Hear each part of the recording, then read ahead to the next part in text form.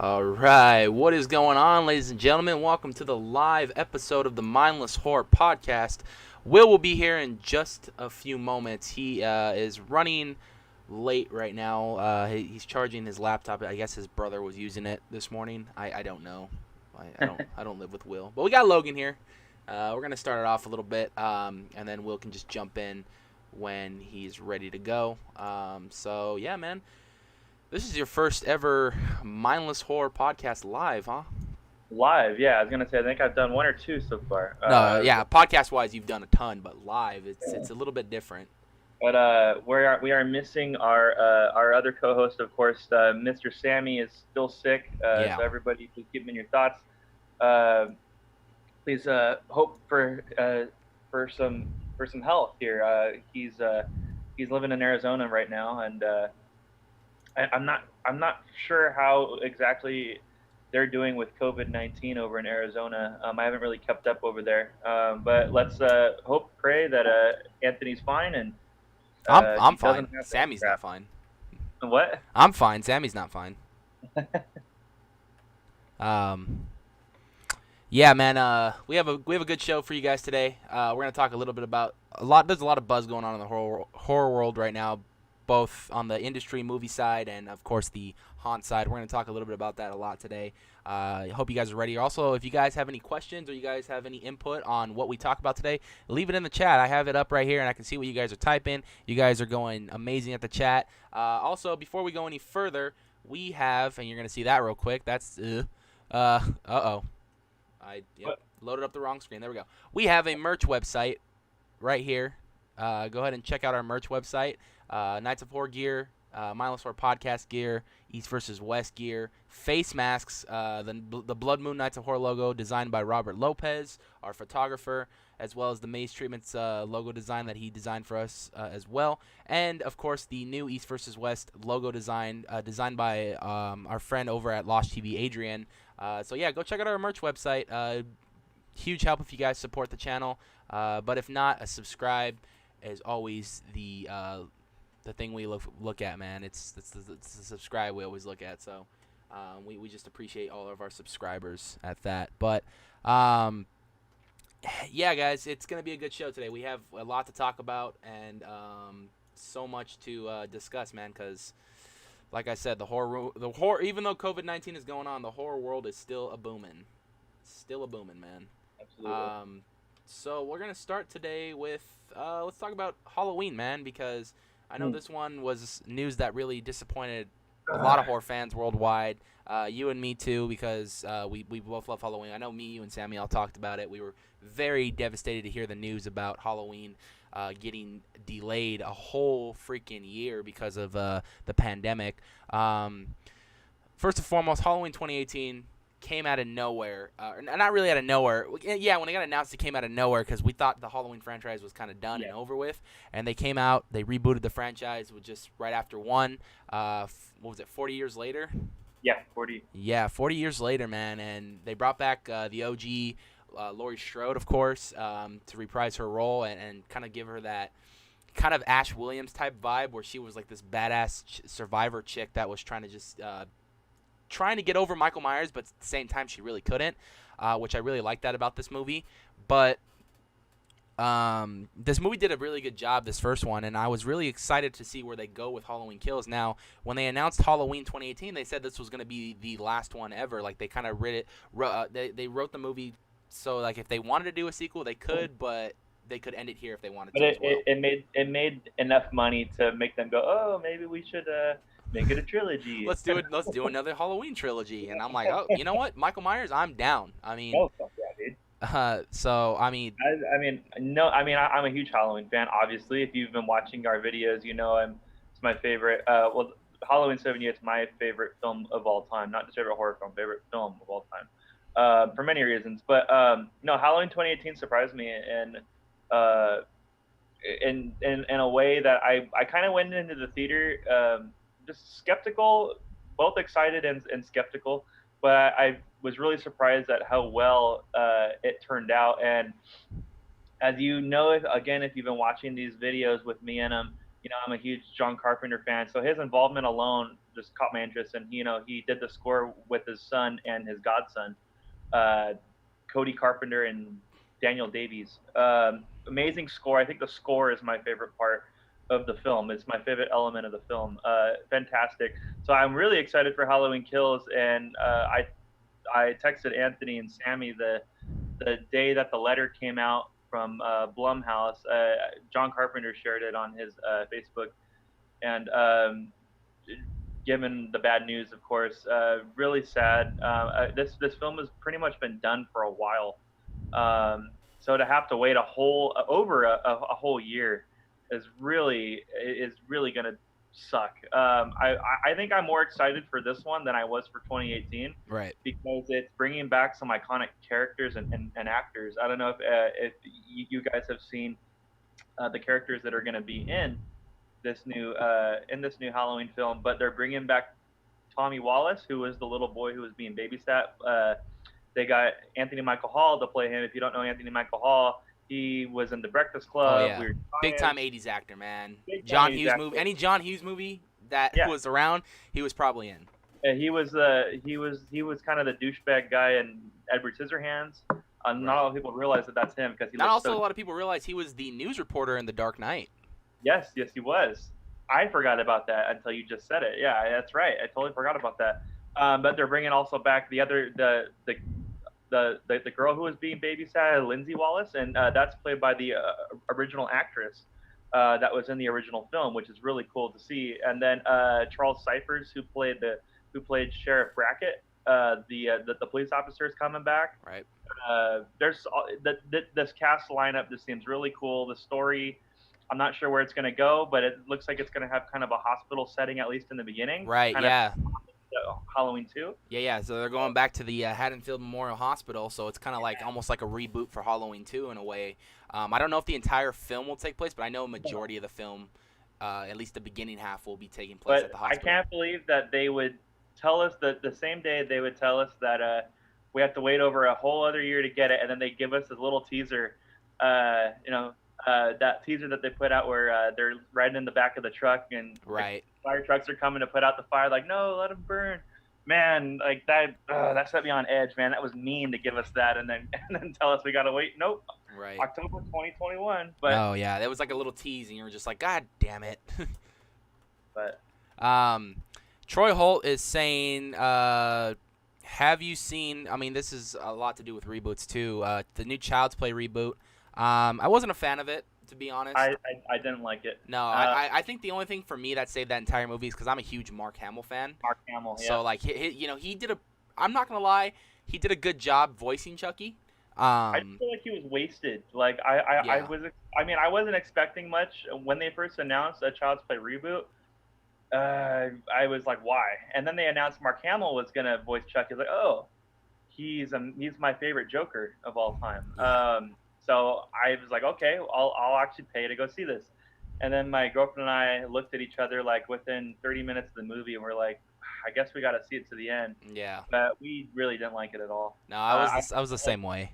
I don't like how they made him like a rogue AI and all that. I didn't like that at all. I know a lot of people did like that aspect. They were trying to make it modern. I didn't care for it. I liked the whole voodoo part of Chucky. That to me is why I like the original film. I think it was a little too modern, but I do like the part, kind of those nods to Texas Chainsaw 2 and Killer Clowns. Do you remember that? Yeah.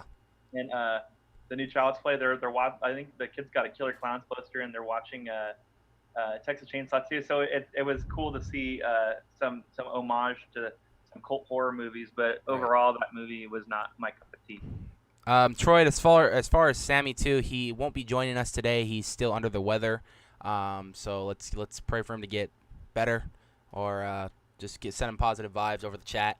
Hopefully he may be watching or not. I don't know if he's watching. Usually he comments if he's watching, but if he's not, he's probably resting. I know he is under the weather right now, so let's just hope that it's not COVID.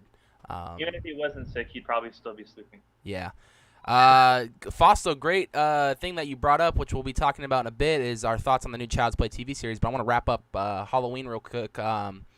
So Halloween Kills is delayed now till next October, and Halloween Ends is delayed till 2022 now, which is a very big bummer. I am very mad of what took the spot of Halloween Kills this year, which is Candyman, a reboot that I was not looking forward to in the first place. And I was barely a fan of the original, and the only reason that I was a fan of the original is because of Tony Todd. The guy's he's a horror icon, and he's got that like creepy voice to him. He was in all the Final Destination films, and he just has that creepy horror vibe to him, which I really like. So I wish Tony Todd would get more roles. Honestly, like Tony Todd is a very good actor. I wish they would put him in more horror movies. But I agree. So Candyman's taking its place. From the trailer, it didn't really catch my attention, but we'll see. Maybe I'll watch it. I'll probably wait till it comes out on to rent. You probably have no choice in that with the current state of California. Right. I probably won't have a choice in that anyway, so I'm not going to pay the $20, though. I'll tell you that. I won't pay $20 to watch it. That's just me. But, no, we are very devastated about Halloween. When we heard the news, we were all talking about it. It really does suck because the one thing we were all came to an agreement on was if we didn't get a haunt season, this was going to be at least something to kind of hold us over. Yeah, that was my one thing that I was looking forward to. The back of my mind, I'm like, I don't want Horror Nights to get canceled, Knots to get canceled, but if they do, I still have Halloween Kills to look forward to. Right. Now that's not the case. Yeah. Now we got to try to find something else to do. Yeah. But yeah, man, it's sad. But Fausto brought up a good thing, which we'll transition to our next topic, which is what are your thoughts on the Child's Play TV series being separated into 2 channels, and how do you think it will work? So, if you guys don't know, this week they announced Child's Play TV show is coming to both USA and Sci-Fi, both owned by Universal. And that's coming in 2021. Now, Don Mancini is coming back to do that, the originator of Child's Play, coming back to do this TV show. Now, this TV show has been in the works for some time.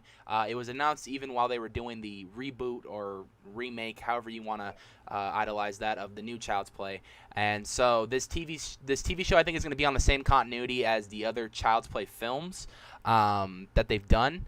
And I don't know if they're going to include like the Cult of Chucky and all that, but I think it's going to be on the same continuity as like the first 2 or 3 films. Yeah, I really don't know much about it other than the original actor. Oh, Brad Dourif, the original voice actor of Chucky, is coming back to voice Chucky. Yeah. So if you guys haven't seen the teaser, I'll elaborate on that a little bit. They really don't show much. It's like in a store, and it looks all kind of like a CGI'd store. And then they turn around, you just see like the shape of Chucky, and then you just hear his laugh, assuming that he's coming back to reprise his role. And I guess this was supposed to be a big announcement for Comic-Con, which was supposed to happen next week, but we're having like a virtual Comic-Con, I guess, what that is. So, I mean, I didn't watch the new Chucky movies that they did, Cult of Chucky, Curse of Chucky, all that. But I heard they were actually not bad. They were pretty decent, I heard. If I'm going to be brutally honest, I think I only like the first 3 Child's Plays. Right. I mean, everything else, I guess, is supposed to be more comedy, and I guess like you could say the same for the other Child's Plays, that they're comedy horror. At least that's how I look at them. The first one can't be topped. The second and third one are kind of guilty pleasures for me. Right. But I have seen all of them. I wasn't a huge fan of Cult of Chucky. Curse of Chucky was okay. I thought Cult of Chucky was really fucking weird. But I know a lot of people dug it, and I don't think it's a bad movie. It's just not my cup of tea. Right. But I know that franchise got a bunch of devoted fans to it. I respect you guys. I'm excited that you guys are getting your own show for Chucky. I think it's long overdue. I think that should have been done a long time ago. I'm sure it's going to be well received, especially that Brad Dourif is coming back. Like I might just watch it because Brad Dourif is coming. Yeah, he's got the iconic laugh. He does the voice and everything. I mean, you look at a movie, you look at a franchise like Chucky. I mean, it's gone everywhere. And continuity-wise, after Seed of Chucky, it just kind of went its own route. As far as a reboot and 3 or 2 other sequels that I guess still tied in. I don't know how those Curse and Cult worked, but you look at a franchise like this, and you're kind of wondering now. Okay, now you're going to TV, Sci-Fi, and USA. Now, USA brought us The Purge, which wasn't actually a bad TV show for the first season, at least. I can't speak for the second season. I didn't. Yeah, the first season was very interesting. It told like 4 different stories of people in the Purge, and I thought the second season was interesting because now the second season of the Purge, and I still gotta watch it. I'm gonna give it a watch pretty soon. But the second season took you to the last like 10 minutes of the Purge and what the effects of like if you don't get the kill of the person you gotta kill, how you gotta live like a whole year of that. So you got to actually see the aftermath of the Purge, which I think is something they never really touched on in the films, but I was always interested in seeing. Like, well, how do you live a whole year now if you didn't kill the person you wanted to kill? You got to live that whole year, like, seeing them probably. But, so yeah, USA's got that, and Sci-Fi gave us, I don't know how good this was, too, and I've never just been a fan of this franchise in general, but they gave us a new Leprechaun movie. So it looks like Sci-Fi's trying to really bring back franchises. I mean, if you guys remember the old school Sci-Fi, I mean, it used to be really dope back in the day, and then they started making those shitty Sharknado movies, and it went downhill from there. The Leprechaun movies, I can't believe that's being revived. I mean, if you're a fan of that, good for you guys. You guys getting a new movie, but every time I think of the Leprechaun, did you ever see Wayne's World 2? Yeah. Where he gets the flash, is like, I'm the Leprechaun. That's what I think every time I hear that movie.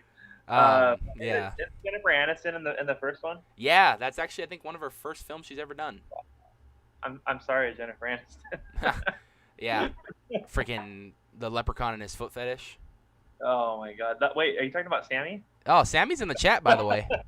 Is he? Yes. I've been trying to get him in, but he said, "Where are the white women at?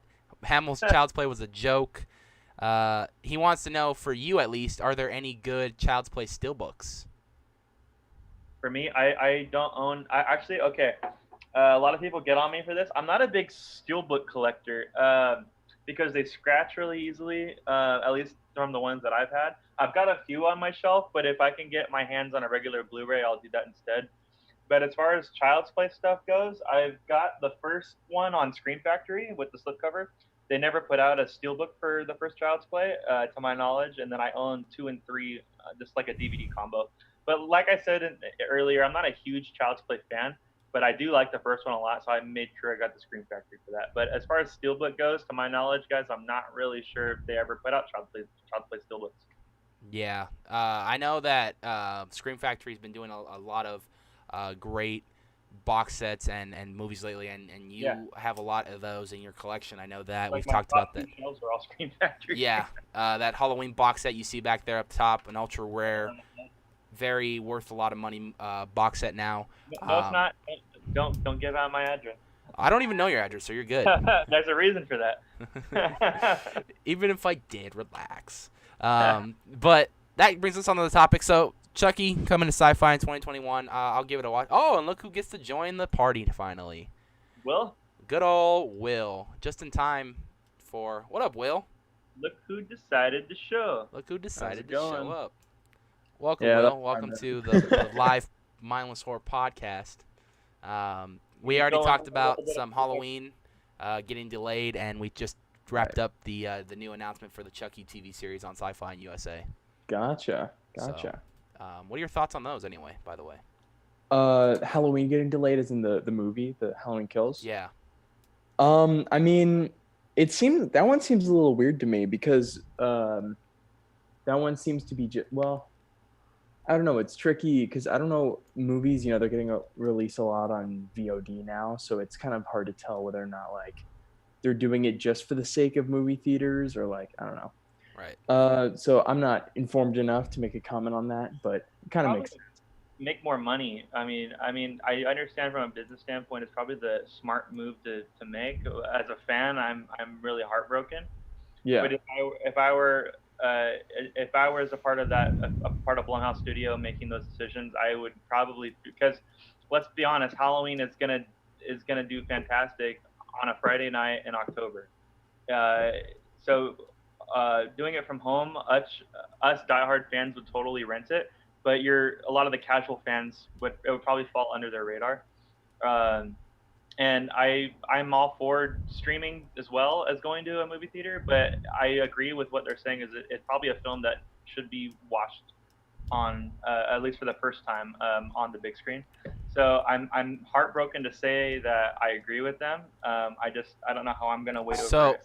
here's the way I look at that. I mean, you got this whole video on demand stuff, which is a great thing. It's probably going to be, sadly, the future of movies if COVID lasts as long as it does, because it's not looking good for movie theaters. And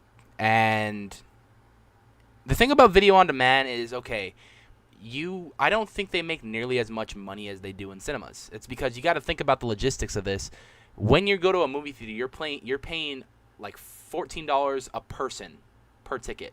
So that means if like me, you, and Will and Sammy were to all go, that's 4 times 14 right there. You know what I mean? So you're paying that, and that goes to the box office, which goes to the numbers of how the movie did. If you pay the one-time $20 3-day rental fee, that's $20 that could be for all 4 of us. Yeah. So that's just one fee for $20 for all 4 of us. Like, so I mean, and not to mention, a lot of people who run the bootlegging websites and stuff will bootleg that and put it on the website. Yeah, exactly. So therefore, the movie loses actually a ton of money after that because, it's already just gonna be free to stream on the website. So it's very hard for them to make decisions like this, especially when they put a lot of time and money into these movies and they have to make that money back. And everybody knows, of course, you make that money back during your time in the box office and your time when you're selling DVDs, which that's how they make all their money back right there.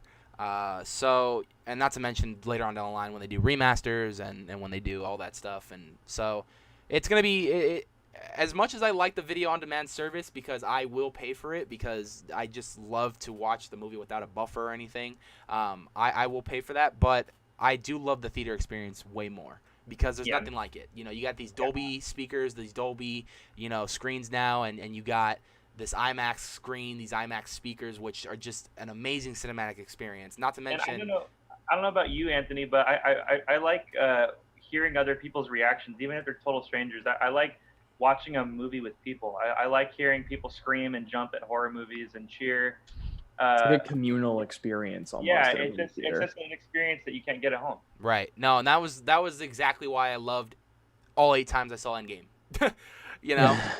Every time I saw it, I knew what was gonna happen after I saw it the first time, and every time I went to a theater, I would just love to hear people's reactions, like of them getting excited, them getting just pumped. Like, there was no other theater experience I've had so far than with Avengers Endgame, and every time I went in, just hearing people's excitement was awesome.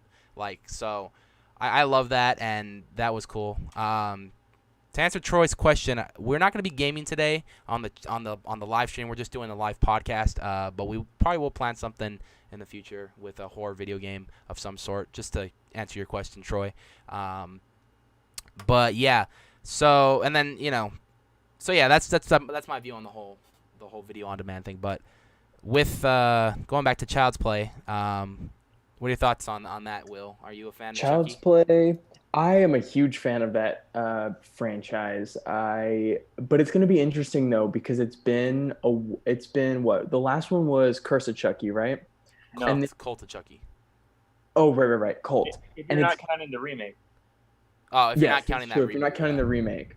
But of that Don Mancini line. And it's definitely taken on a far different tone than it's morphed a lot over the years. So it's going to be interesting seeing what route they take with the sci-fi show. Right. And also, knowing sci-fi shows can kind of be hit or miss. A lot of misses. But, I have high hopes. I think they can pull something off here. Right. So, Will, what did you think of the remake? I haven't seen the remake yet. Oh, you're lucky. Don't. Yeah. Really? You don't. Well, I'm not going to give you my opinion going into it just because I don't want to sway you one way. I actually want to hear your genuine, as a Child's Play fan, I want to hear your genuine thoughts on it. Yeah, if you get a chance, I'm going to watch it. I mean, Mark Hamill does a good job as voicing the thing, but I think the material he was given was... It wasn't my cup of tea. That's all I'm going to say. I don't think it was terrible. It just wasn't my cup of tea. Right. Zombie Chris just typed in the chat, last time I went to a theater was to see Us. Oh, wow. That was what was that, last year, March? I think so, yeah. I mean, I'm a movie buff, so I was subscribed to the AMC A-list. I was probably there at least twice a week, even if I've seen a movie or if I didn't want to see a movie till later and catch up, I would go there on the weekends if I had nothing to do, I would just go and watch a movie. Me and Sammy would go to the movies all the time. So I'm a theater buff. Yeah, the last one I saw was The Invisible Man, like literally like a week, Yeah, like 1 that was week me before too. it just shut down. Invisible Man and The Hunt were the last two I saw in theaters. Let's see what else. Yeah, everybody's agreeing that the best theater experience was Endgame. Yeah. Chris replying, yeah, I don't go to the movies at best once, maybe twice a year. Wow. But then Chris is just a busy person in general, so he doesn't have time to do it. But yeah, me and Sammy mentioning we don't we go to the movies all the damn time, so we know. But yeah, I mean, Child's Play coming 2021. We'll see how that does. I'll give it a watch. Maybe I'll wait for it to go on Hulu though. I know they got or something like that, but we'll see what happens. All right, this is up Logan's alley right here. So let's talk about that Friday the 13th box set, my dude. All right. So, Scream Factory, if you don't know, they put out amazing collector's editions of horror movies, especially like cult B-movie horror movies. Usually movies that never got as much love as other movies have, but occasionally they'll put out like a big franchise like Friday the 13th and give it an amazing looking box set. Similar to it's coming out in October 13th, if I'm not mistaken. A play on the number 13. In 2015, they put out this delicious looking Halloween box set that is now out of print. And as a collector, I like to have individual cases for my movies. So like usually if you go to like they have a Friday the 13th set that was put out I mean like a year or so ago. It's just one case and you only get 8 movies instead of I think there's 12 of them. 12 Friday the 13th. You only get 8 of them. As a collector, I like to have them all in their own cases. Especially if you like the artwork, like they give you like in the Halloween box set, for example, like the original artwork on the cases inside. That's dope. So they're doing the same thing That's with awesome. With the Friday the 13th set. Every movie's gonna have its original VHS artwork with a killer art on the outer box. I believe on the Scream Factory website you can get it for $160. That includes a limited edition poster and a lithograph. If you don't care about that stuff, you can get it on Diabolic DVD and Amazon.com for Amazon. I just saw because Scream Factory is actually really selling out quick on these. If you can't get your hands on it through Scream Factory, Amazon would probably be your next best bet. I will recommend getting this ASAP because, like I said, this box set went out of print really quickly. Not just from Scream Factory, but overall. Like they were selling it at Walmart for a few months after it came out, and then it was done. So now this box set goes for, I believe, on eBay you can find it for at least $300. Wow. A friend of mine got this for me for a killer deal for my birthday in 2018. So I can't thank him enough for that. I missed out in 2015 when this came out, so I told myself I'm not going to miss out on this Friday box set. I know. So here's hoping we'll get a Nightmare on Elm Street box set next and a Texas Chainsaw box set. May I remind you guys, Logan just moved into an apartment too, and that was like the first thing he forked money out for. Dude, Priorities, man. I was sitting on the couch next to my girlfriend, and like her and I are living together now, sharing bills and stuff, and I just let out a oh shit. And she's like, what? I was like, Scream Factory's putting out a Friday the 13th set. She's like, God damn it. How much is it? He just let out an oh shit. She already knew, like, oh fuck, what is he gonna spend his money on? Like they pretty much by announcing that Scream Factory's taking money out of my wallet. Yeah. It's automatic. That's something. Chris says, damn, I want that box set so bad. Now which one? Is the Halloween or the Friday box set? He wants the Halloween one.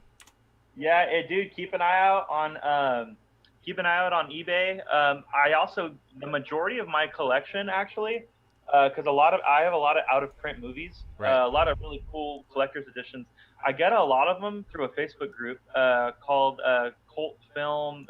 It's a long title. It's like Cult. Just type in Cult Film Horror group and you'll see it's a collector's group. There's like 20,000 people in it, but people buy and sell on there, and you can get that's where my friend bought this Halloween box set for me. I think he got it for like $120, which is right. for this like a total steal. By the way, Troy Holt saying if anyone out there wants to watch it, the new Child's Play is also on Hulu. Oh, that's good to know. So there you go. I'll have to give that a watch. But yeah, man, I think that those box sets are dope, man. Like, they really look cool. Artwork looks dope. Everything that you get, like, if you're a diehard collector, much like how Logan is with his physical media, I mean, that is something that you have to have in your collection. Like, there's no yes or no around it. Like, you have to have it, man. Like, Well, bottom and here's line. the thing: this is how they get me. I'm not even a huge Friday the 13th fan. Like, I actually like Nightmare on Elm Street and Halloween a lot more. I like the first 4 Friday films, and the 6th one is pretty good too. But other than that, like, they're not my favorite franchise. But because of the box set itself, like, I'm a sucker for packaging. Like, if you give me the original artwork and that killer box, and if you tell me it's limited edition, you already have me sold. Right? Friggin' Sammy in the chat, let's do some Hulu and hang. That's hilarious. Just really quick, another couple of box sets that Scream Factory has put out similar, but not quite as big. They did The Omen. You get all 5 of the Omen movies in a pretty sexy looking box set, and the Amityville Horror trilogy, the original 3. Nice. So yeah, they're known for putting out. I wonder if they really want to get their hands on Universal monsters, because I feel like they can do justice to those. There's a really amazing box set out that's not super cheap either. I don't have it, but there's an amazing Universal monsters box set out. It's got like 40 or 50. Yeah, the one that Universal put out, right? Yeah. It's like it's in like a gray packaging. Yeah. I've heard that's a really good box set. I don't have that. I have another box set that's only got like the essentials in it. I don't have like all of the crazy sequels that they put out to like Creature in the Black Lagoon, and they put out like a million sequels. Yeah, like Son of Frankenstein, Bride of Frankenstein. Yeah, I've got like the essentials. I was waiting for Husband of Frankenstein to come out soon, but that was not. 2020 and Universal. That is not the case for that yet, right? Not yet. All right, this is something that I think we're all gonna have a little bit of say in right now. It's gonna be before I jump into this topic, let's take everything with a grain of salt because nothing has been official yet. We're just I know what you're gonna get into. We're just going off footage that we've seen from our good friend Santa Clarita Drone, who No. constantly updates us on all things I don't want to talk about this. Universal Studios. Let's move on. Let's keep moving. And that is, of course, but Logan has a good little theory behind this, so we'll let him say that. I forgot my theory. Okay, well, at least I remembered it. So But Universal Studios Halloween Horror Nights was, of course, the last to really... Well, okay, I can't really say much for the other haunts. They haven't really came out and said anything, so nothing's official yet. The only one that's came out and said that they're not doing their haunt this year is Dark Harbor. That is it. Six Flags hasn't said anything yet. Knott's has not said anything yet. Universal Studios has not said anything yet, and the Los Angeles Haunted Hayride has not said anything at all yet. But with the looks that we've gotten from the latest construction update from Santa Clarita Drone, it looks like they started taking down the Metro Set backlot mazes. The facades are completely gone, and it looks like some of the walls have came down under the tents. So, yeah, I don't know what to really make of that yet. I mean, they have stopped really. They haven't done any construction whatsoever. So that kind of gets me thinking, like, is the event actually canceled, or are they waiting for further evaluation to continue going? I remembered my theory as you're talking about this. So if you have an ounce of hope, a sliver of hope, I will give you this because I'm still holding just an ounce. I'm 90% certain it's probably not happening, guys. It's the one thing. It's the top thing I look forward to every October. So it hurts me to say this, that it's probably not happening. But I will say, the 1 ounce of hope I have is that maybe they're moving the Metro Set mazes to either the lower lot or to the upper. What I mean by that is, because if you look at those 2 mazes back to back, it looks like there's not much room for lines. Well, if we weren't in COVID, I'm sure it would work, but to have social distance lines, it probably wouldn't work. And they're probably thinking, why are we going to have everybody come down here just for 2 mazes when we could put a maze in the Jurassic World queue, which if you don't know, that used to be in 2016 was the last year I believe they used that queue, if I'm not mistaken, for Halloween. Hell Comes to Haddonfield based on Halloween Yeah. 2. Right. And then the Persian Courtyard, they could move one of those mazes up there. And rumor has it they weren't going to use either of those locations anymore, but maybe they're considering, because of certain events going on in California that with COVID-19, that they might just move them upstairs, because I haven't seen anything else come down really. I don't know if I could be wrong. Has the Texas Chainsaw, well, it's not confirmed, but has the rumored Texas Chainsaw at the Mummy Q facade been taken down yet, Anthony? They haven't took anything down yet, but there is no construction happening on it whatsoever. So it's just been halted. Well, that's just my sliver of hope for everybody that's just wanting to hold hope. They could be moving them just up. So probably not happening. But Whoa! Hold on. I'm sorry to cut you off. This is a very first thing for me, so I guess it's going to take some time to get used to this. Shout out to Adam, $5 donation. Thank you, Adam. I really appreciate Thank you, that. Adam. I am so new to this whole. I forgot we had the super chat even on. $5 from Adam. Wow, thank you, Adam. I really appreciate that, man. We all appreciate that. Yeah, thanks, Adam. That's Awesome. such a- Sorry so much, to man. cut you off. This is all new No. to me still. It cut me off if anybody's gonna be that generous. That's great, Adam. Thank you so much. Yeah, that's awesome. But I that's what I'm going off right now. I mean, that's what's keeping me hopefully very hopeful that maybe they're just moving them. Maybe they realized that social distancing wouldn't work in the metro sets, so they just decided to move them. Obviously, with Soundstage 29, that's very good socially distant. So that's really cool. Waterworld is pretty socially distant, I guess. I don't know. We'll see. We'll see. Yeah, because you can eliminate those little switchback areas Yeah. that they normally have. Yeah. Parisian Courtyard can be socially distant if they put something up there, and as well as Jurassic World queue. But yeah, man, that's it. You know what? I mean, I've said it before and I'll say it again. I rather there be no haunt season this year, just for the sole purpose of this virus is kind of getting. I don't know where it will be in October. I can't predict. This is literally a day-to-day thing, and it hurts me to say this, but I'd rather have both community and scare actors to be safe and not risk the chance of getting COVID than have a haunt season. That's Right. just me, though. 100%.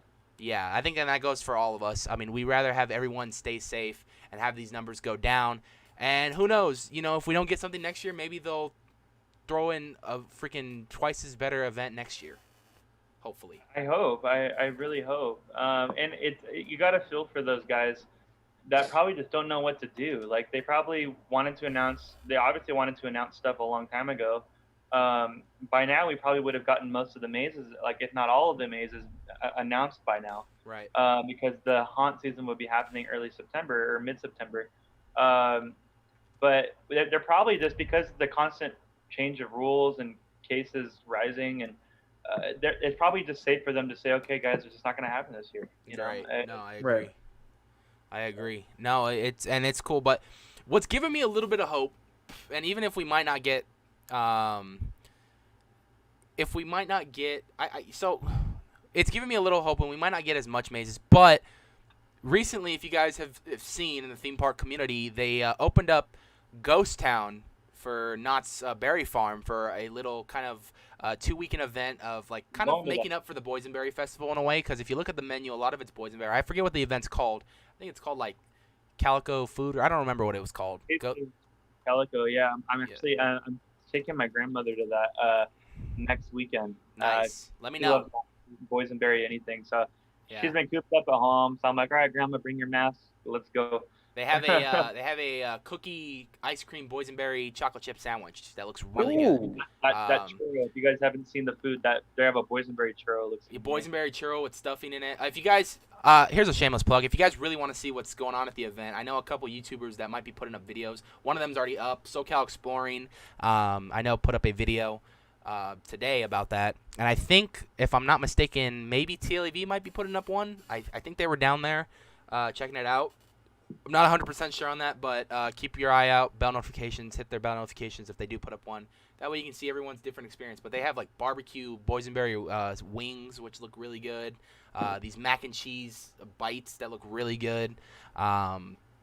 So yeah, I mean I was planning on going because I was like, oh, my dad saw the menu, he went nuts. He's like, I want to go, and I was like, well, I can try to go. We can try to go at the end of the month when I get paid. I'll get us tickets. It's only $25, but sadly at the end of the month it's gonna be done. They're only doing it for 2 weekends. I think this is a test to see what they can do with their limits, and from everything that I've heard, they've done a really good job. Like everybody's following guidelines. The social distancing was good, and they have a different temperature screening test than other theme parks. Than with the gun, they actually have like a walk-through one that's like a detects your heat and everything. Which makes it a little more convenient and faster for people to get in, right? Right. No, way fast. They just walk through and it tells you your temperature. So if Universal and Disney sees that, they should take a note out of Knott's book and go, yeah, maybe that's the way to do it. No, I'm like I said, I'm gonna go next weekend, and I'm such a horror nerd and haunt nerd. I feel like I'm using my grandma as an excuse to go and see if any haunt construction is gonna be. And that's what I was gonna get at. So yeah. Even if we don't get an entire event from Knott's, I mean, this could be a sign to like a cold open as to sections of the theme park to see what they can control and what they can't control. And that's what I hope that maybe more theme parks take into notice, that Knott's was willing to open up just Ghost Town and a lot of that area surrounding, Ghost Town, to do this food event, to sell merchandise. That was just a small portion of the park. Of course, no rides were open and everything. But I'm hoping that Disneyland maybe takes notice and maybe they can do a soft open to Main Street. To kind of. Yeah. I mean, I know this is a horror podcast, but we're talking about a little bit theme parks. But sure, no, but I mean, this is where I'm hoping. I mean, Universal did it with City Walk. Obviously, that's their kind of thing right there to start. Of course, Knott's was doing Marketplace for a bit, and then they did a little bit with Ghost Town. And now I'm hoping Disneyland can maybe take some notes and maybe open sections of the park at a time to kind of see how well they can control it. And then because they also have Downtown Disney open now. Right, Downtown Disney as well is open. So we'll see. Sammy said link them to Five Fires. Oh, man. I saw that text. Not Five Fires. He saw my text, and yeah. Five Fires, yeah. Go watch him. There's no link in the description. I'm sorry. I didn't have time to put a link. I'm sorry. Anyway, but, HHN, let's hope for the best. But if not, let's not be too disappointed around it. It is what it is. COVID. I'd rather have everyone for the safe. Health of the people. Yeah, I can guarantee you guys this right now. If there is no haunt season, we are going to be planning stuff at least every weekend, whether it be me and Sammy, me and Logan, me and Will, or all of us, whatever everyone's schedule is, to have like a movie night on the weekends, all of haunt season. On Saturday nights or Sunday evenings or whatever. We're not going to plan anything until we get the official. But, yeah, so if there is no haunt season, we're going to still do some live streams for you guys as far as horror-related stuff leading up to Halloween. So just look forward to that. We'll and we should, if I don't know of any locally around here, but I'm sure there's going to be plenty of home haunts as well. So I know the Bloodshed Brothers. Yeah, Bloodshed Brothers, of course, is doing their home haunt. We will be attending that. That is one that we loved last year. Definitely going to go out and support again this year. And if there's any other, I'm going to attempt going to Florida. So boys, there's a potential Florida trip in the works for at least. I know me and Sammy. We're going to be talking about that. Well, at least when he gets better, we'll see where he's at. But I know for sure I'm going to be planning pretty soon at the end of the month to make a down payment and go, man, because I really want to experience. Well, not only that, I want to experience HHN 30. This is 30-year anniversary, man. Right. It's a once in a lifetime thing, but we'll see what happens. Since we're on this topic, I was thinking about this staring up at the ceiling at night, because this haunt season being canceled has kept me awake for multiple nights. I was thinking about this, and this is kind of a worry for me. I don't know if anybody's really thought or at least talked about it. If HHN 30 is still on and Hollywood gets canceled, and they're going to get mazes like Beetlejuice, which is the maze I'm most excited for. If you don't know, I'm a huge Beetlejuice fan. People right. watching. that's the maze I'm most excited for. As well as like Haunting of Hill House or getting all kinds of cool crap if their event looks like their event's still happening. If Hollywood gets canceled and they get all these mazes, and usually we get at least half of the mazes that Orlando gets, and vice versa. What's going to happen for us next year if Hollywood opens? Are we going to get Beetlejuice and Haunting of Hill House, or are they going to move on to something else? Are we just going to be like a year behind them, or are we just going to miss out on those mazes completely in Hollywood? Does that make sense? Yeah. I thought about that too. Can Because There I are don't some want to really miss out on killer the Beetlejuice properties. maze, man. right? I will literally fly. I will pay for the flight and the ticket to Florida just to experience that Beetlejuice maze. I've been wanting that for years. Right. No, I agree. It's gonna be different. I was thinking about that too. I was like, well, if they get the event this year and we don't, what does that mean? Are they gonna just make everything an original maze this year, or are they gonna give us something that now we're gonna look at this and go, oh fuck, this is what we were gonna have this year? Yeah, guys. I mean, I'm willing to bet that next year, if we don't get it this year, we might get one or two of the mazes that they're getting this year at Florida, but we might miss out on some next year. Right. And then I move on to something new. I hate to say it. Troy says, can everyone have a shout out? Shout out to all the fans in the chat watching this podcast. Thank you so much Big for taking the shout time out of your day We're to do this. We did it a little early so everyone could enjoy their Saturday nights. But yeah, man. All right. Next topic at hand. And this is something that I'm kind of interested in seeing because I'm also a big theater nerd. So, and I know Sammy might be interested in seeing this, but he's never seen this movie. I can guarantee this one. Because I think only a handful. Maybe I don't know if Will has seen it, but I know for sure Logan has seen it. Are you gonna say what I think you're gonna say? Yes. Lost Boys. Have you seen that? Everyone seen that movie here or not? Will, you haven't seen it yet? I haven't seen Lost Boys. You got to see Lost Boys. It's a very good movie. Very good vampire movie. But Lost Boys is getting a musical which is nearly done. And get this, Malcolm McDowell? How do you say his last name? McDowell? Malcolm McDowell? McDowell? I don't know. No, McDowell. McDowell? Yeah, Okay, McDowell. From Clockwork Orange? Clockwork Orange? Yes. Oh. He's in talks to play Max, the head vampire of all of them, which is kind of a spoiler, but, I mean, if you know who Max is, you know who Max is. But if you don't, you're going to be very shocked when you watch the movie and go, oh, shit, okay. So I just kind of spoiled the movie for you guys. I'm sorry. But movie's been out for years. But he is in talks to play Max in the Broadway production of Lost Boys musical. So that's big. Wow. Very interesting. Okay, so what are your thoughts? I know they've done a Beetlejuice musical. Yeah. They've done a lot of musicals, like they've done a Back to the Future one. They've done a lot of like these movies that they turn musicals. I've heard good things about the Beetlejuice one. I know they've done a King Kong musical. And my sister actually got to see that in New York, and she said it was awesome because they actually had a life-size King Kong in that theater, which was dope. I'm actually not a big musical theater junkie like a lot of people are. Like I don't dislike it. It's just not my thing. I like the original operas. Like I like Phantom of the Opera. I like I've seen that on stage several times. But when it comes to taking a modern, or I shouldn't say modern, but just a film in general and making it into a modernized musical, it doesn't really appeal to me, but I know it's got a huge following and it's usually very successful. Beetlejuice, as a huge fan, it didn't really appeal to me just because Michael Keaton is Beetlejuice to me. Like there's one Beetlejuice and it's Michael Keaton. Like if they ever remade Beetlejuice, I wouldn't watch it just because Michael Keaton is not in it. Right. But I don't know. From the clips I saw, it didn't really appeal to me. But I did hear it was very successful. So it's obviously got a huge audience. So they're going to continue doing it.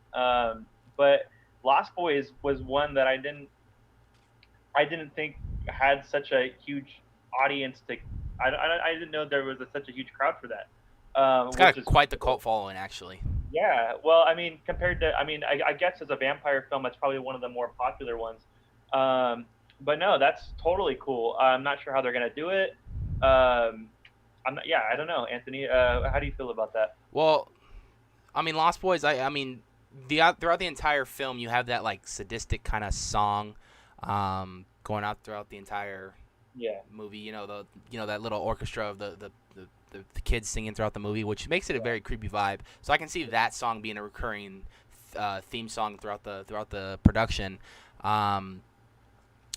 I don't know, man. I think it could be cool if they go with like a punk rock style type musical. Yeah, totally.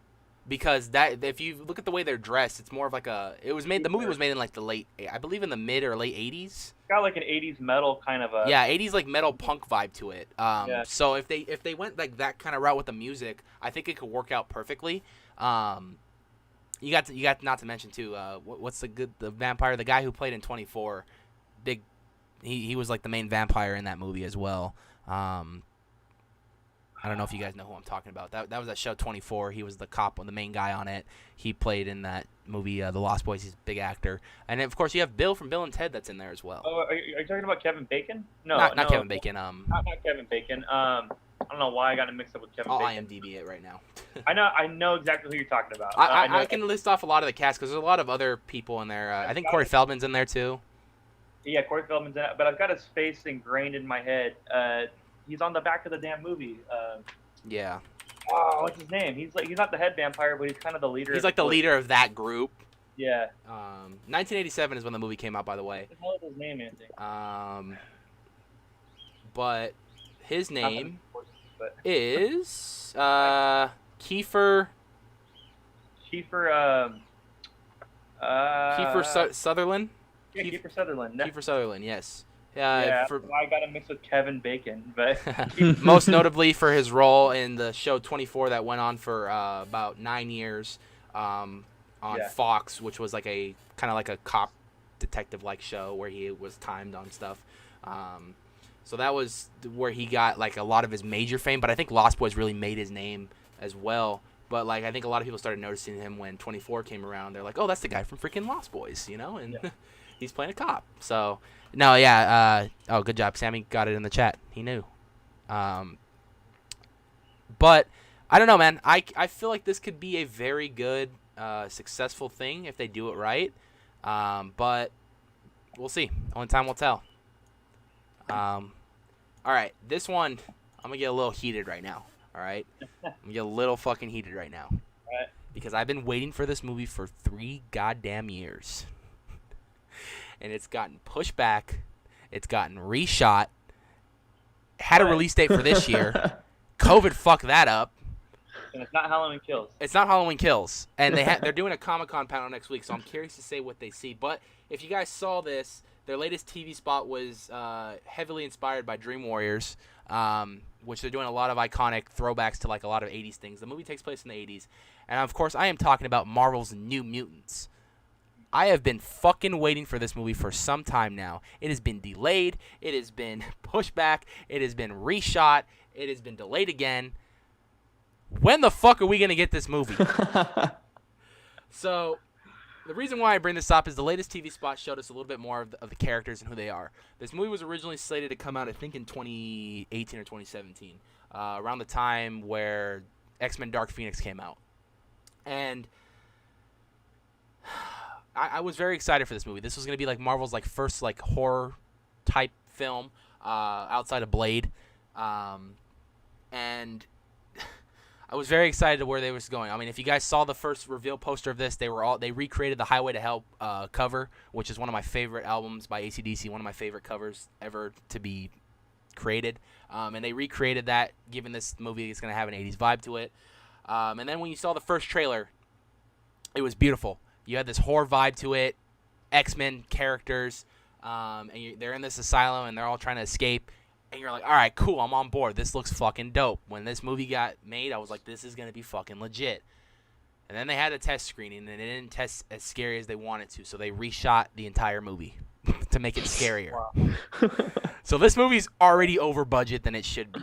They reshot the entire movie, and it was supposed to come out. So for the longest time, people were like, okay, where the fuck is this movie coming out? Like, people want to see this movie. People have been, the comic book universe, the horror universe has been crazy about this movie. They want to see this movie. So then it finally got a release date. They're like, okay, well, let's go back a little bit. The Disney-Fox merger happened. And people were like, okay, this movie's done. This movie's not going to see the light of day. It's done. Because they scrapped the Gambit movie. They scrapped a bunch of other X-Men movies that they had planned. Gone. So New Mutants was one of those where like people were never going to see this movie. And then earlier this year in January, they were like, yeah, this movie's still going to get released. Here's a new trailer and here's a new release date. And I was like, fucking finally. So everything was going smooth. And then a little bitch named COVID happened. And it got delayed again. The latest petition when that happened was just to put it on Disney Plus. At that point, just fucking put it on Disney Plus. But they're like, no, we want people to see this movie in theaters. So this is getting me in. I'm getting heated now. This week, they released a new TV spot announcing that they're going to have a San Diego Comic-Con panel. This year they're doing the whole Comic-Con at home, and they're going to have a whole panel on the movie next week at the virtual Comic-Con. Disney, Fox, when the fuck is this movie coming out? Just put it on Disney Plus already. I don't care. I just want to fucking see this movie already, man. I am so fucking tired of waiting. Oh my god. It was almost something happened this year as well while COVID was happening in the very early stages around April. There was a report that it was available to rent on Amazon, and I got legit excited when I saw that news. And then, like, not even an hour of that posting, Amazon had took that down, and I was very pissed. I was like, there was my chance to watch the movie, and you took it down. Disney, Fox, I'm looking at you guys. When the fuck are you going to release this movie? Because I've been waiting 3 goddamn years for this movie. I want to see it so bad, and I'm afraid now that if I watch it, it's going to be a fucking disappointment.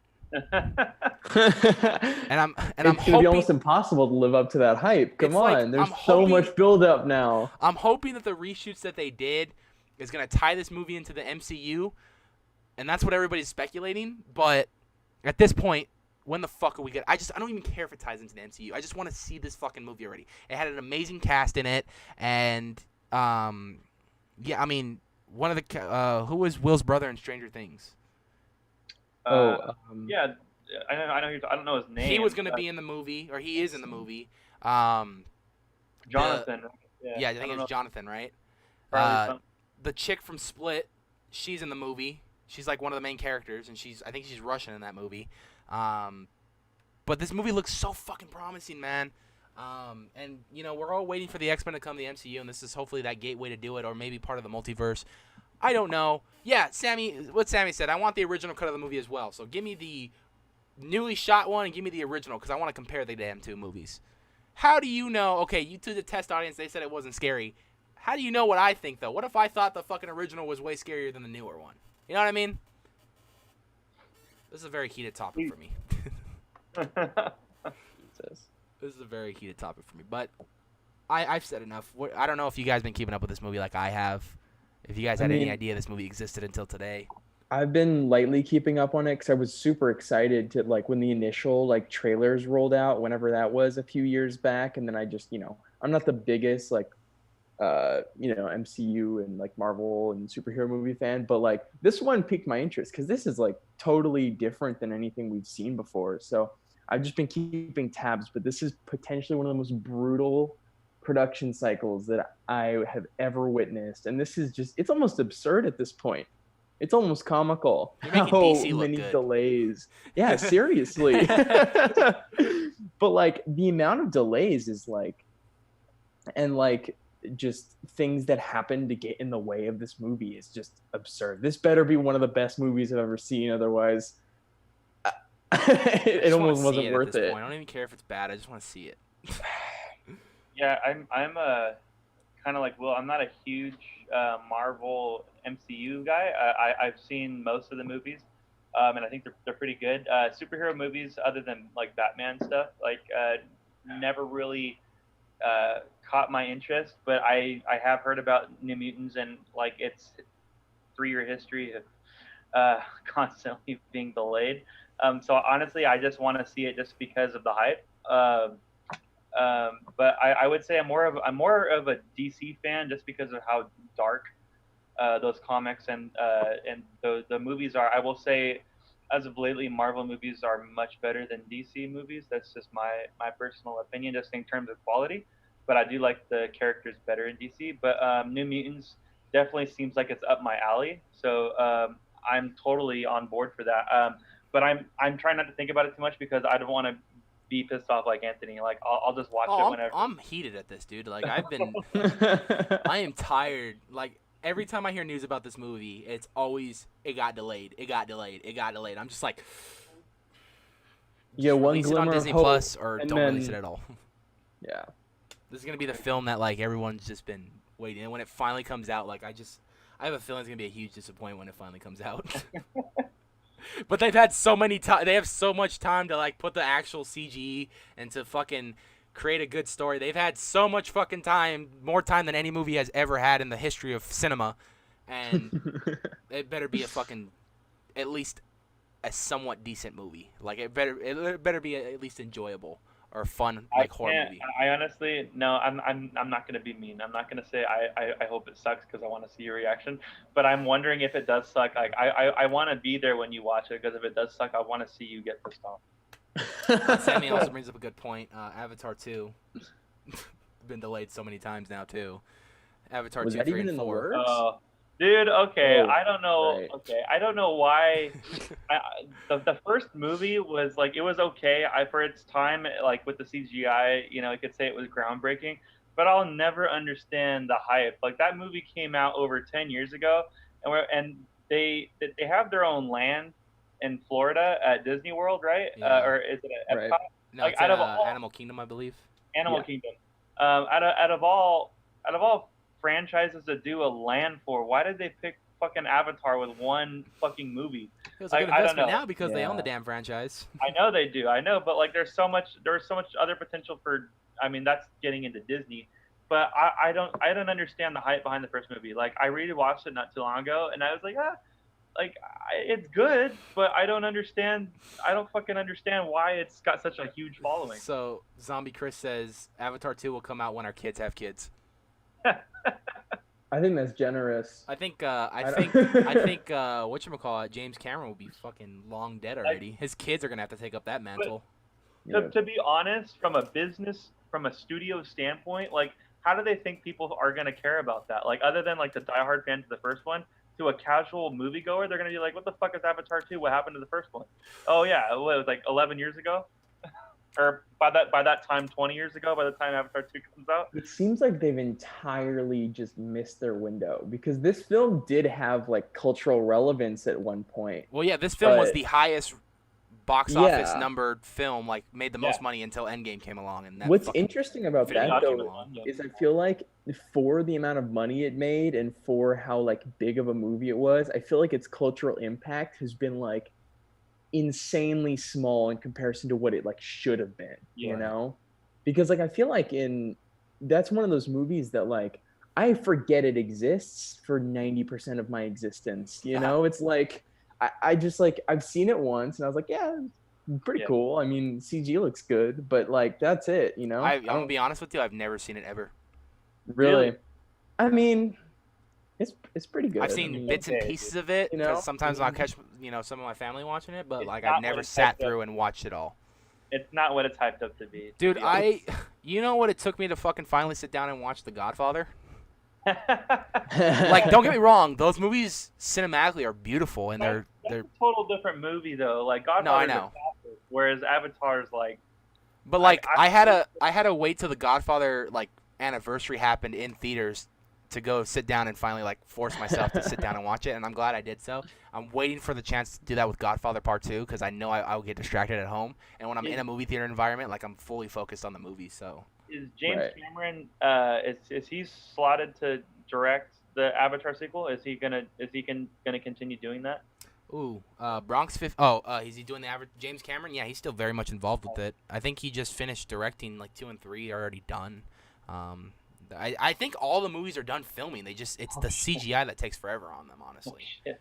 But Bronx 15 makes a good point. Instead of doing a Avatar Land, they should have invested that money and made the Halloween Town from Nightmare Before Christmas. Oh, dude. Fuck. Oh my god. You know, I don't even have to tell you how much he's right. He's totally right. My God. Well, I think that has way more of a fan base than Avatar does. Well, that's what I was gonna get to. Is like, why are you gonna take something that has such a has such a niche audience when you could take a huge property like Nightmare Before Christmas or even any other huge Disney property that would bring in ticket sales. Like, I don't know. Right. There's so many other things you could pick. I did hear that the ride is pretty cool. I've never been to Florida, so I don't know. So Zombie Chris, who lives out in Florida, said the ride itself is one of the best simulators I've been on. Yeah, And that's what I've been told. Manny D. Santiago says the film is highly driven on the freaking amazing visuals and creation of a fantastical world. Avatar's focus story was decent though. Well, and that's what I mean, and I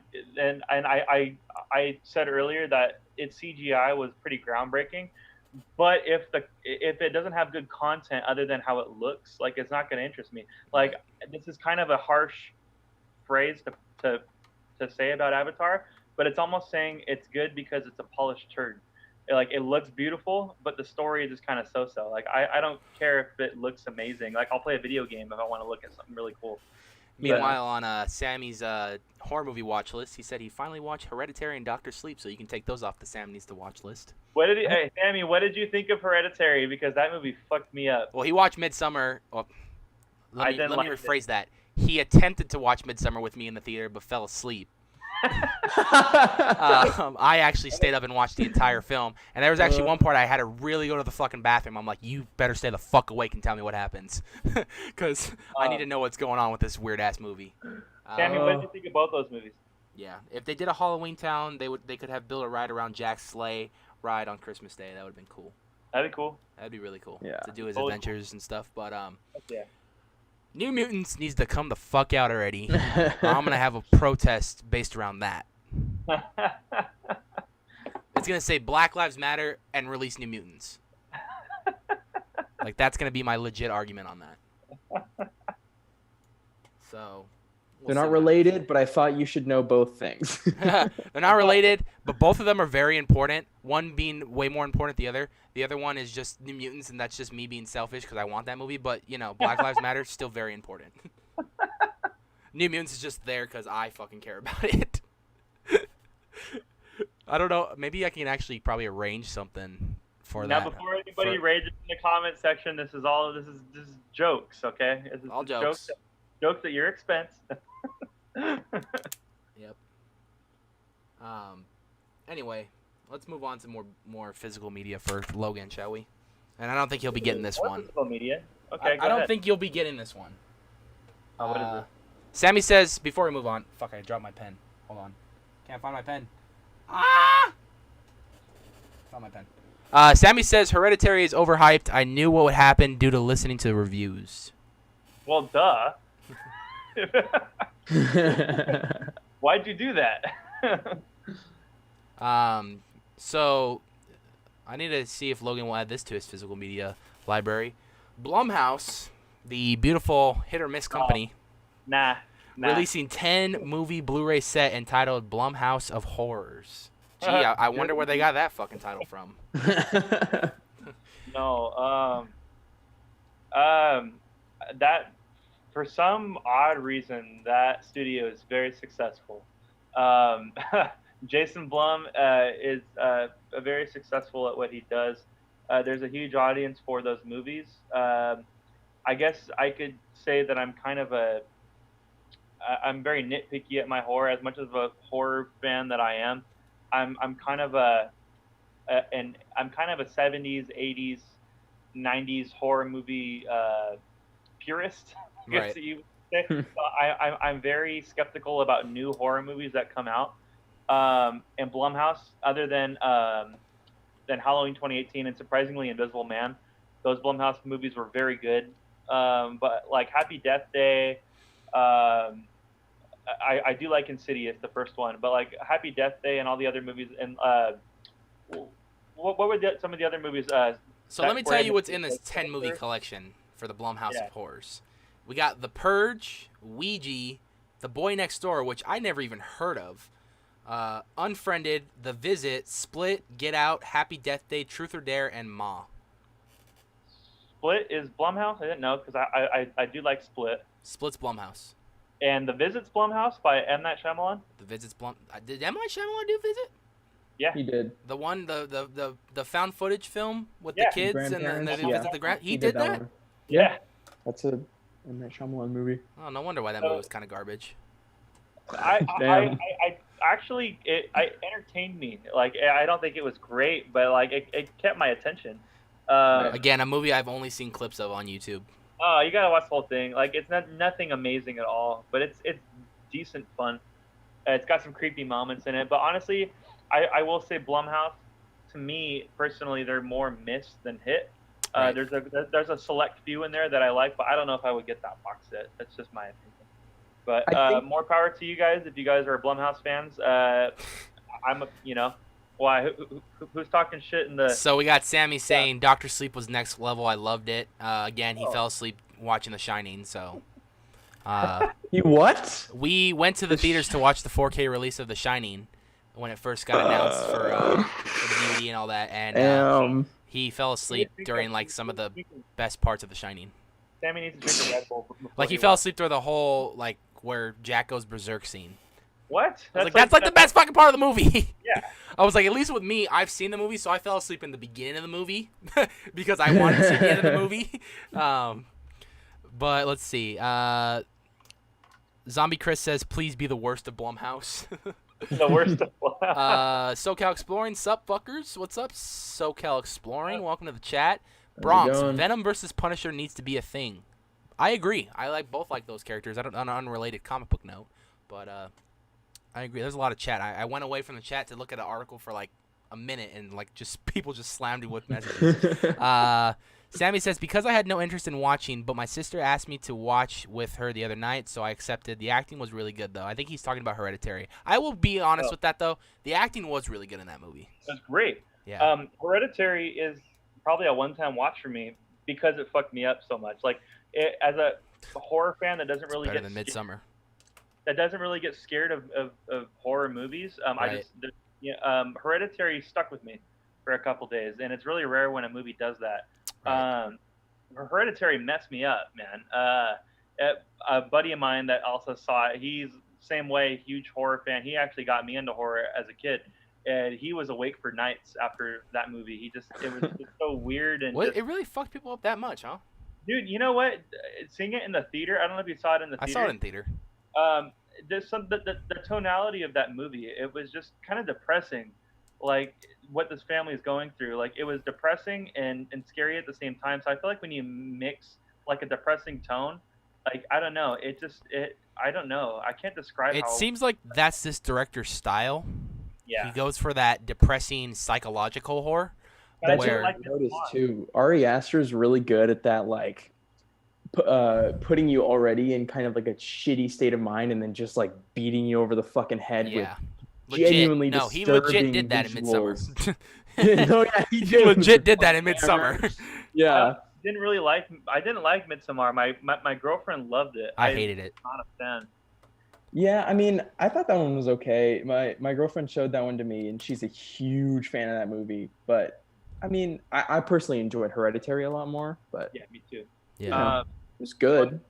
Speaking of the same studio that did those A24, is that what they're called? A24, yeah. Did you guys see The Lighthouse? I haven't seen that yet. No, I Oh, haven't. good. Because the only reason I haven't watched it yet, though, is because I haven't watched The Witch yet, which I own both of them. And I want to watch The Witch first You haven't before seen The The Witch? Lighthouse. The Witch, Oh. the same guy who did Witch So did The good. Lighthouse.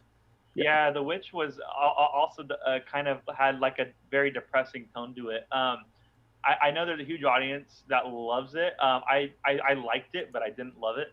I think I like The Lighthouse a little more. The Lighthouse is just weird as hell. Like, By it's the just way, weird. for all those who are skeptical of Robert Pattinson being Batman, you need to watch his other movies.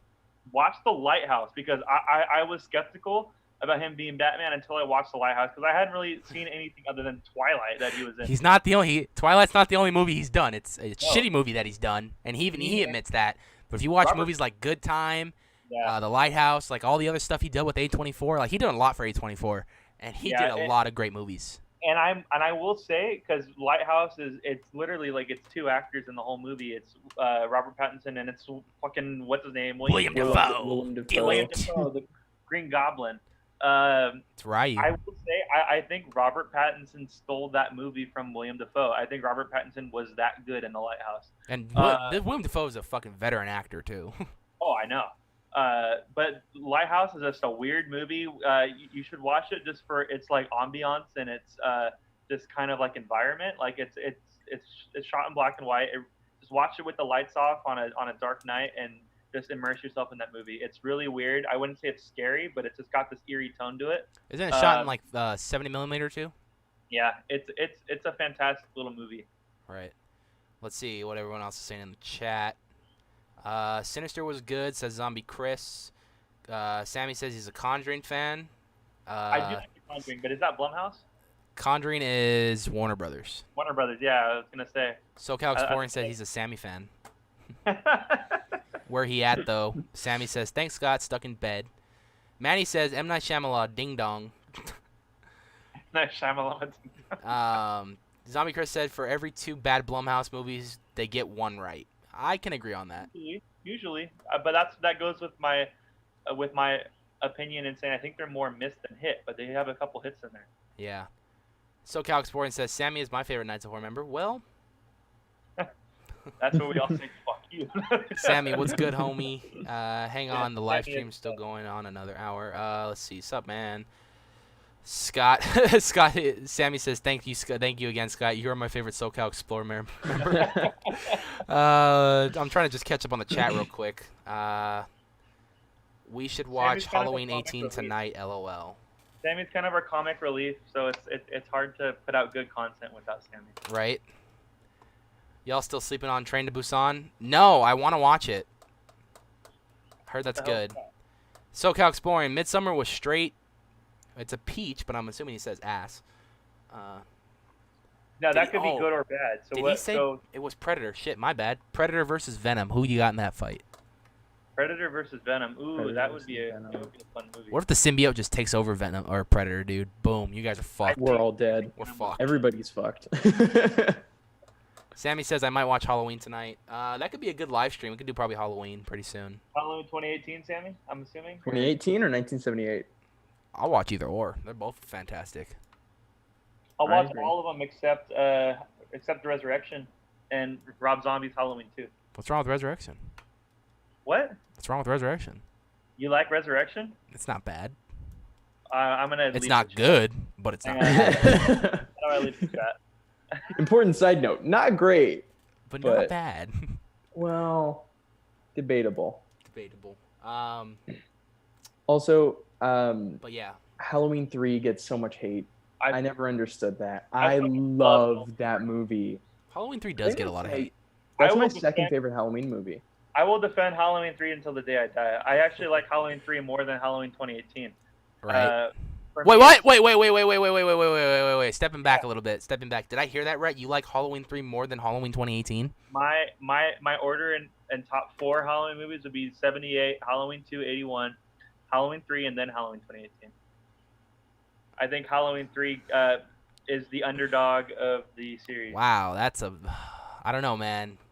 Halloween 2018 took it a step further with the gore and like the killings, like the fucking knife through the throat scene. That's not what makes a good movie for me, though. That's cool, but like that's not what makes a good movie for me. Is that like it's got to have like a good substance. So, to me, actually, my ranking is 78, and then Halloween 3, and then Halloween 2. Yeah. I respect that. Okay. Yeah, those are just so good. I mean, that. I think Halloween 3 is highly underrated. I think it deserves a maze at Halloween Horror Nights, but I know we'll never get it because just like when the movie came out, people were expecting Michael Myers or fucking Zombie Chris. No love for Busta Rhymes or what? Trick or treat, motherfucker. Is it the kid from Luck of the Irish in Resurrection as well? The kid from the Disney Channel movie Luck of the Irish. Probably. He's the kid that's watching it all happen on the live stream. Yeah, on the live stream, he's like informing them and on everything. Some fucking idea for a movie. Okay, my fucking 3rd grade teacher is the mom from Luck of the Irish. Really? Some fucking random shit. Zombie Chris said, "I will agree. Halloween 3 over Halloween 2018." Yep. Wow. Thank you, sir. Man of culture. I like Halloween 3, but I don't know. Halloween 2018 just struck a nerve with me. I was just like, wow, they actually did a fucking good Halloween movie after Halloween 2. I think 2018 was like it paved the path for the next couple movies where I actually think Halloween Kills might be even better than Halloween 2018. The Howling Hour says Halloween 3 would be a good maze. And Bronx It'd be 15 great. said, "Fuck Halloween 3, H2O, and Resurrection." Oh, I do. H2O is a bad movie, but I will defend that one too. Like it's entertaining, but I will still happily watch it over Resurrection and even Halloween 6, Curse of Michael Myers. I think H2O was what Halloween 2018 was trying to be, or no, I should say H2O was the original Halloween 2018. 20 years later instead of 40 years later. Yeah.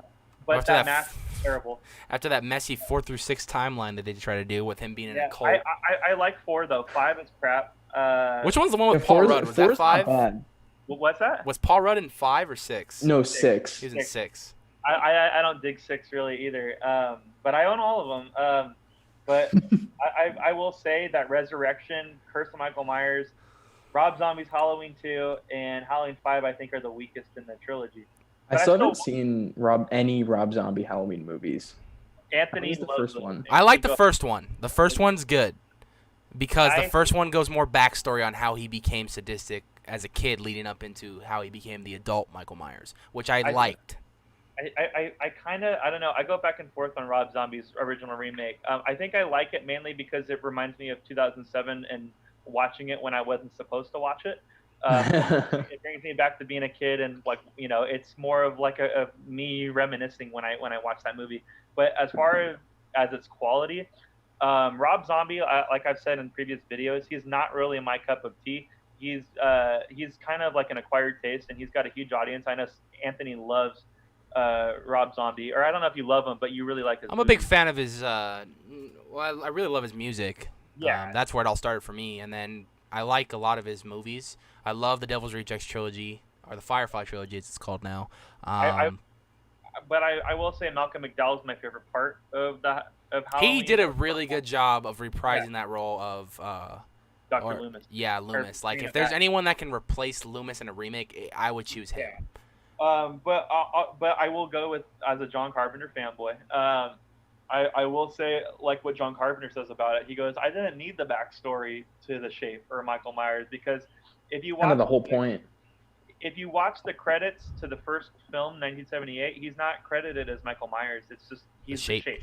So when he became this killer, like, he just took on the embodiment of evil and wasn't human anymore. And I feel like Rob Zombie's almost kind of made him human, giving him that backstory. So it was cool if you went into it not having any knowledge of the previous Halloween movies, but I think it made him a little too much human. Whereas 2018 kind of brought him back to this element of evil.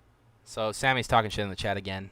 Fuck you. What do you have to say? Hey, I like House of Thousand Corpses. Anthony Not loves amazing. anything Rob Zombie, especially House of Thousand Corpses, and then he put a garbage can.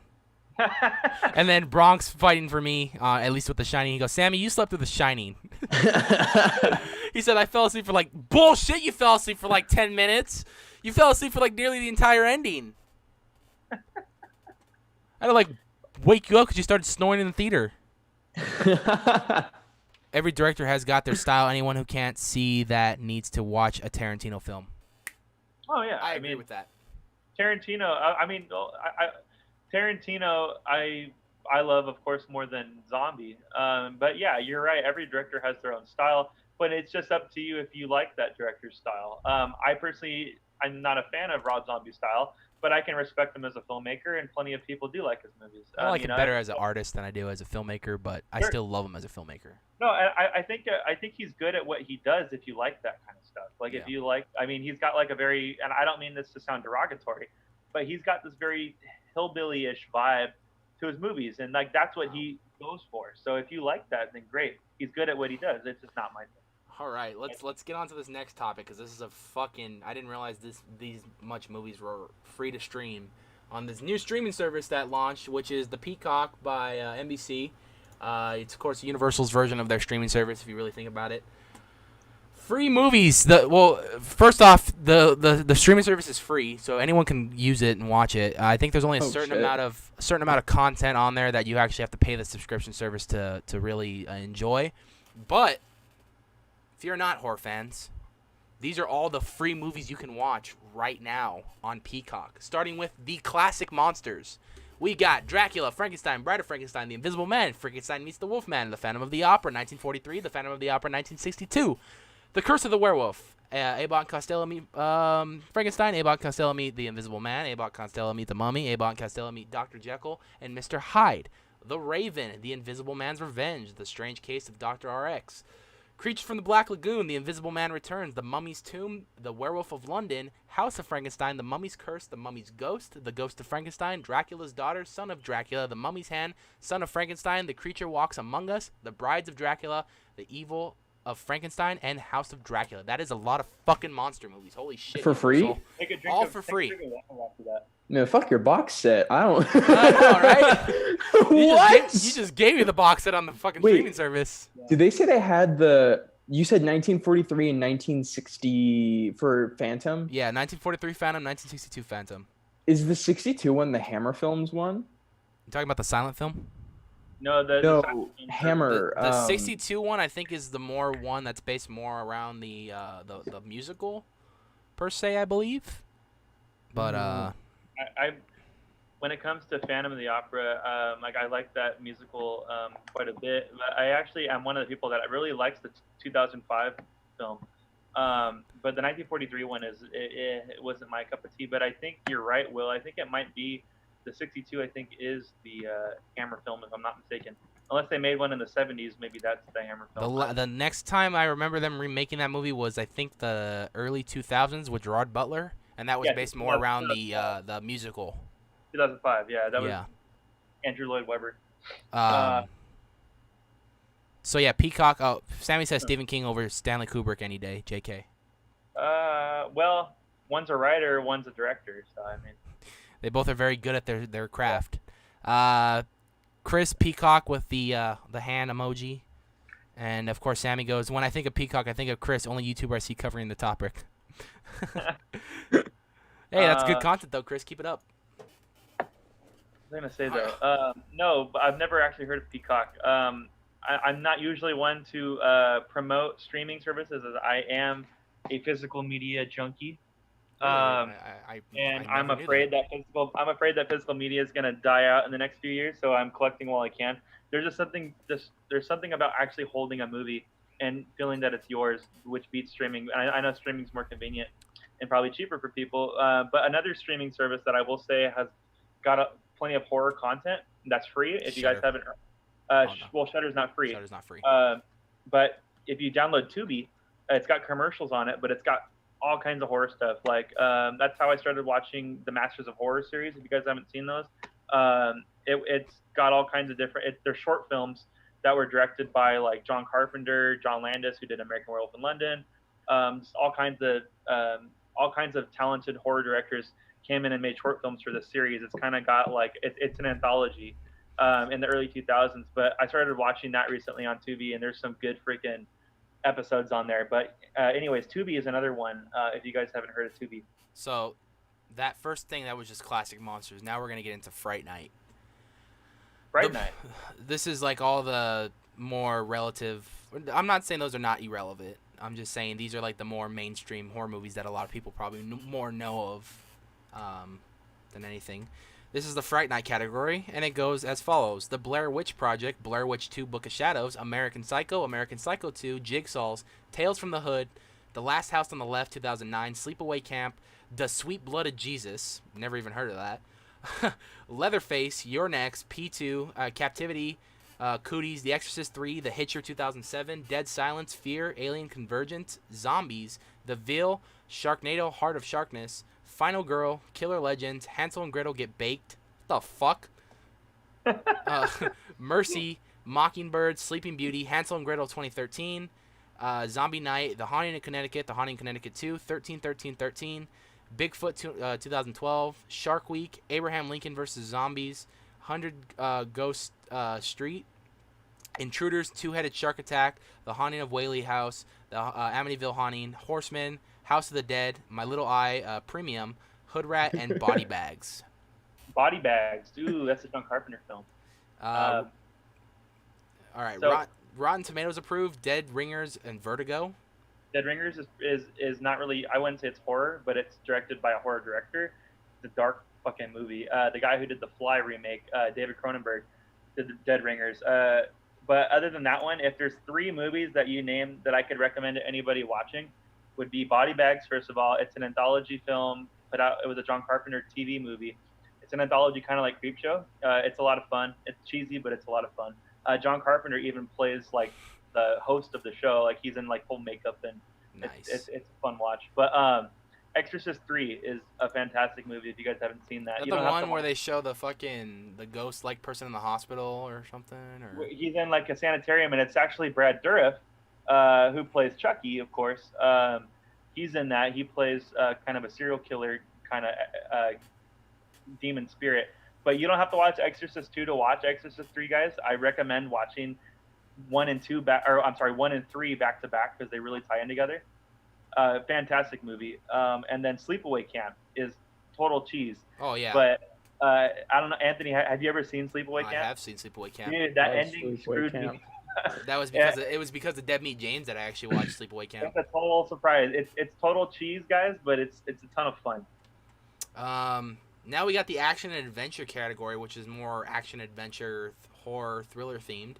The Mummy 1999, The Mummy Returns, Jurassic Park 2, or that'd actually be The Lost World Jurassic Park, Jurassic Park 3, End of Days, Jonah Hex, Drive Angry, Doomsday, Let Me Make You a Marty, Gallo Walkers, and Mega Shark vs. Giant Octopus. I can already tell you right now that movie sounds cheesy as shit, and my dad would watch it. Did you say Let Me Make You a Marty? Yeah. Like from Back to the Future? Like, Let Me Make You Marty McFly? Like, is that the name of the movie? Or You is it Let Me obviously Make- know the name of the movie, and you're just making Or is it Let Me Make You Martyr? Let Me Make You a martyr or Martyr. whatever. Martyry. Who gives a shit? I'm just giving you shit. The one time Sammy's not here to call me on that, and you the one that calls me. That's on why I had to do it. That's why I had to Had do to it. fill in the spot. I knew he would. that. You're next. Dead Silence was scary when I was young. Yo, I ain't religious, but Jesus blood slaps. Is that a movie? Or is that a comment? That was a comment. Hi. It's been half an hour. That would be a What's going on, great movie Troy? title. All right, now we got Hitchcock, Master of Suspense. Looks like they got a lot of Hitchcock on here. So we got Rear Window, Vertigo, Psycho, The Birds, Rope Premium, Saboteur. Yeah, I think that's what it's called. Saboteur Premium, Shadow of Doubt Premium, The Trouble with Harry Premium, The Man Who Knew Too Much Premium, Marine Premium, Topaz Premium, Torn Curtain Premium, Frenzy Premium, and Family Plot Premium. I don't know what premium means. Oh, do you have to have premium to watch it? You probably. Okay, that No, makes those sense. are just movies that have the word premium in it. in the You don't title. know. Maybe it's a premium cut of the movie. I forgot. I skipped over sci-fi and fantasy too because it was only 2 movies, but it was Spawn and It Came from Outer Space, 1953. That's a good movie. But Hitchcock, I don't know if you're a big Hitchcock fan, guys. I love Hitchcock. The first Psycho. I love Rope. If you haven't seen Rope, I think Rope is a very underrated Hitchcock movie. It's very very suspenseful. It's not really horror, but he's the master of suspense, not really horror. I would say Psycho is probably his like one horror movie. The others are more like thrillers. But that and Rear Window is a fantastic movie. That's other films have tried to duplicate. Like, what's that Shia LaBeouf movie? Disturbia. Disturbia. Yeah, it was kind of like a take on Rear Window, and it was actually okay for its time. That Shia LaBeouf one, but nothing beats the original. And then actually, not really Hitchcock, but Psycho 2 is a very underrated slasher sequel. If you guys haven't seen Psycho 2, I highly recommend that movie. Tom Holland, who not Spider-Man Tom Holland, but Tom Important distinction. the director who did Child's Play and Fright Night. He wrote Psycho 2, and it has Anthony Perkins back as Norman Bates. Psycho 2 is criminally underrated. I watched it for the first time like a year or 2 ago, and I would say as a slasher sequel, it's almost as good as Halloween 2, 1981, where it feels like complete continuity coming right after the first one. Nice. It's a What great year did that come out in? Psycho 2, it's an 80s movie, so it takes place sometime after. Who's a little bit older. Norman Bates is being released from the sanitarium, and he's trying to live a normal life. But the woman, I forget the actress's name, she she comes back as she reprises her role as the sister of the girl that got killed.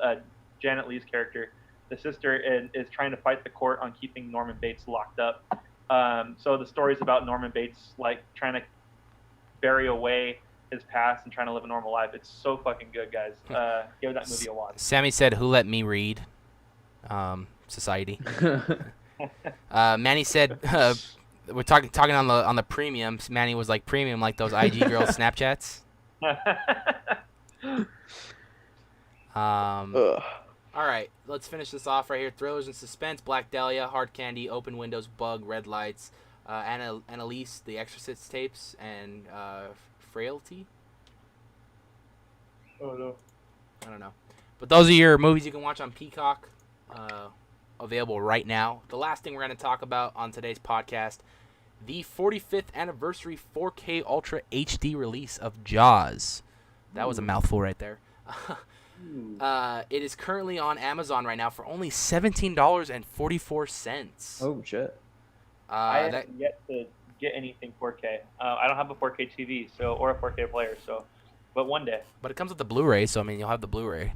Oh, that's true. So it's a 4K Ultra HD Blu-ray and digital, which includes amazing slipcover packaging and a 44-page collectible booklet.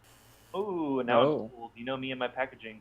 I know, right? It's a really cool slipcover. It's like the shark coming out, and then he opened his mouth, and it says Jaws inside of his mouth. I only have the DVD of that, so this would be a good excuse to get the Blu-ray. Nice, especially right now for only $17.44 for a 4K Blu-ray and digital HD combo. Like, those usually go for like $30, dude. Like, that's a steal.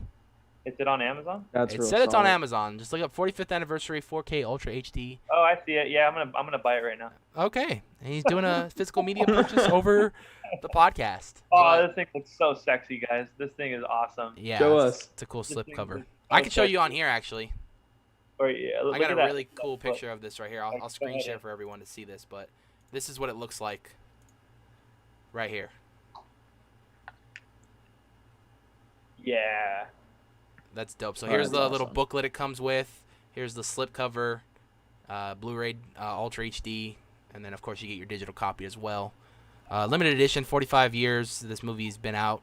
Damn, I can't believe 5 more years. This movie will be 50 years old. It's limited edition, guys, so that means I'm buying it. Limited. If it's limited edition, I'm buying it because it's gonna go out of print. Out of print. But that's cool, man. I can't wait to see that. I think we're gonna do a video soon where we take a look at Logan's collection. So. That's going to be like a 3-hour video, guys. Stay tuned. Oh, I can cut it. That is going to do it for today's episode of the podcast, man. That was a long, almost 2-hour podcast, but I think we did a good job, man. We had a lot of fun doing these. If you guys want to see more of these live podcasts, just let us know in the chat section or DM us on Instagram or Twitter, and we will definitely talk it over and maybe do another one. This was fun. But thank you, ladies and gentlemen, so much for tuning in to the live Mindless Horror Podcast, episode 103. I'm your host, Anthony. And that is Will. I am Will. I am Logan. There's Logan. And Sammy's in the chat, so, he was still here in spirit. So that's good. But thank you guys so much for watching. Check out our merch store. Links in the description below. Follow us on social media, of course, at the Nights of Horror on Instagram and at Nights of Horror on Twitter. And, of course, hit that subscribe button if you guys are new to the channel, and that bell notification be where every time you guys put up a new video, every time we guys put up a new video. So you guys can be aware every time we do put up a new video. But that is going to do it. We will see you guys real soon, and you guys stay safe out there.